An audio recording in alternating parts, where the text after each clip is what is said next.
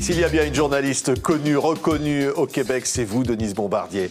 J'allais presque dire, vous représentez finalement la journaliste libre, indépendante, que vous avez toujours été, que vous racontez dans un livre de souvenirs qui d'ailleurs s'appelle « Une vie sans peur et sans regret ». Parce que vous dites au fond, d'abord, pas de peur, parce que déjà toute petite, vous vous êtes rebellée quelque part. C'est-à-dire que j'ai eu trop peur quand j'étais petite, au fond.